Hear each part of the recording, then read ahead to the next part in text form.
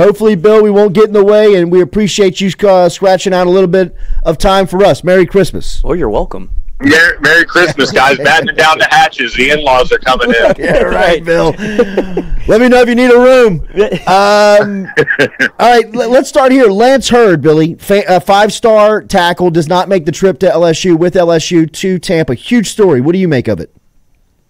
Yeah, I actually got the chance to talk to Lance for a couple minutes yesterday. Just gave him a call and checked in with him and kind of got a feel for where he's at. He's kind of in this limbo, I guess, is what I gathered from him. I didn't press him too much on what was actually going on, but he said he was all good, but contemplating his future. There's a possibility for a return to LSU. There's a possibility that he enters the portal. So we don't have clarity on what's going on with him, but he's not with the team. It's a big story. He's a five-star from Louisiana who did play in every game this year. He got one start this season. I think there could be multiple things going on. There could be grades. It could be wanting more playing time. It could be wanting NIL. It could be all sorts of things in today's day and age of college football. But if you're LSU, I would assume you want to try and convince him to stay and stick it out and figure out whatever it is that is going on. But LSU does return Will Campbell, Emory Jones. They signed another elite offensive line class. So as much as I love Lance Hurd, the guy, and certainly an incredible talent, LSU is just stockpiling talent here. So either way this plays out, this is a position group that you almost, at this stage with Brian Kelly and Brad Davis, you don't worry about it in a weird way, which is such a big change from where we were a few years ago. Great work, Billy. Billy Embody from 1-3 and the Bengal Tiger. That's the type of work you get when you follow those guys. And make sure and subscribe right now. They have great rates here in between the signing days of December and February. Billy was able to track down Lance Hurd and get that little piece of information yesterday. Billy, can you talk to me a little bit more about this time of the schedule, how it works? How much is, and I'm not saying that this is happening with Hurd, but it seems like it's happening in college football. Is this the time when everybody is tampering? I mean, is this where people are reaching out and saying, hey, don't play in the bowl game? Maybe look at us? Yeah, I mean, it is, as a whole, it's year-round. I mean, it really is. I mean, part of the reason why you see a lot of college coaches wanting to either try their hand at the NFL or go back to the NFL is you have somebody else dealing with this, and I mean, you can't tamper with anyone in the NFL legally, and you just coach the guys you got. But this is something that all college teams have to deal with, the tampering. I would say, for a guy like Lance Hurd, if he was being tampered with, it kind of makes sense that, whatever school it is on the other side wouldn't want him to play in the bowl game. But it is kind of a year-round thing, and you're just, I mean, if you are tampering, you're kind of hoping to get them, there's two schools of thought. There's tampering all year round, and then you get them early when they hit the portal and things like that. They don't take other visits, and they just commit. Or, you kind of sneak it in here at the tail end of this portal window, which does end, I think the date, and I'm probably wrong on this, but I think January 4th or 5th is the last date to enter the portal, and then you can be recruited from there. So as these later bowl games, especially, the more impressive schools as the bowl games go along, whether it be a player that's not getting much playing time but wants to get one more opportunity to put film out there and then enters the portal and then it can be recruited. And there's actually it's a dead period right now, but January 3rd through 7th, there's an open period where schools can host. I think it's a quiet period, so I don't think coaches could go out. I could be wrong, but you can host transfers who are coming in at the mid-year for official visits. So you'll probably see, especially with the multi-year transfer rule changing again, you'll see more and more guys enter the portal. We saw it with Deuce Chestnut. He got in. He's going to try his, try to find a new home for the rest of his career, and that's because of the multi-year transfer window that has been granted. But yeah, it's kind of a year-round babysitting it'll happen again after the spring. But yeah, if you're a school that does tamper, or you have people that tamper for you, you're kind of wanting, especially a high profile guy like Lance Hurd, you're kind of wanting to sneak him in, probably towards the tail end of the portal window, and then that doesn't give as much time for other schools to contact and try to change it, and you can just get them on board. And the one thing that I'll note too is when you do recruit transfers, you can sign them, but you got to have them sit in a classroom for it to matter. I mean, you basically sign them so you can talk about them. So there's lots of maneuvering behind the scenes that goes on across college football, but it's just that system that's now in place. Bill, you followed a lot of these guys since they've been freshmen, sophomores in high school.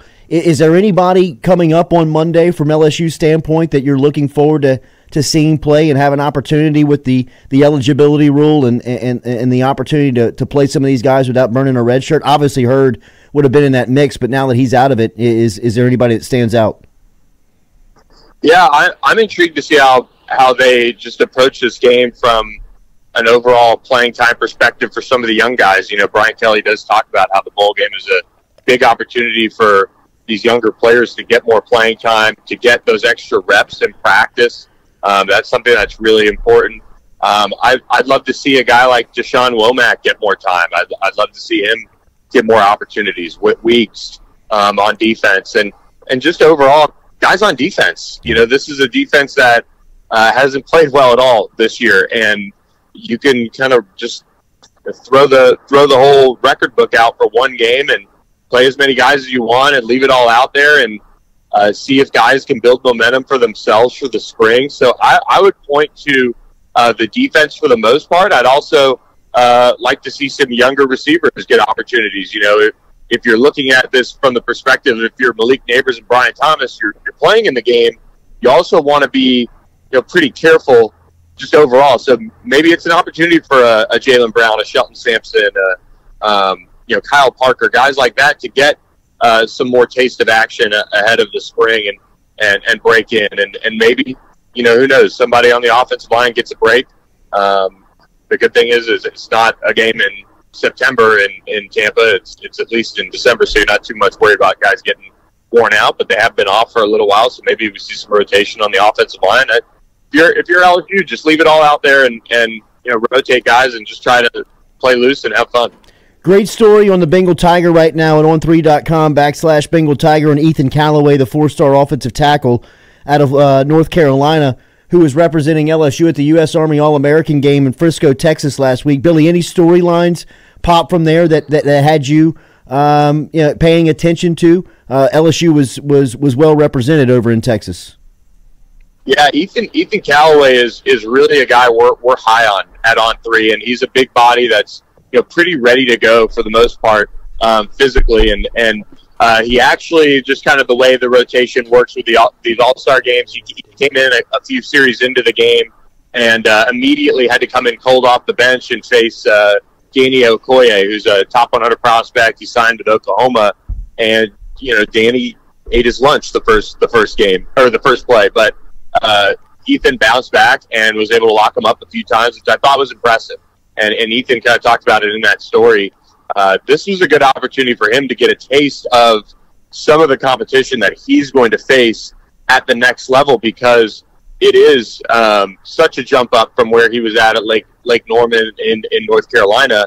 And he played to be facing guys for a week or so in practice. It just gives you an opportunity to just learn a lot about your strengths and weaknesses, and I think that's what he got. He roomed with Colin Hurley, the quarterback signee for LSU, who in the first half his team was all out of sorts. They had protection issues, they had miscommunications, there were some missed passes, but in the second half he threw 5 touchdowns, tried to rally his team. It was just kind of defense optional for his team in that one, so they couldn't get a stop. But he threw 5 touchdowns, was really impressive in the second half, which I thought showed a lot about his mental makeup and just how he battles through adversity.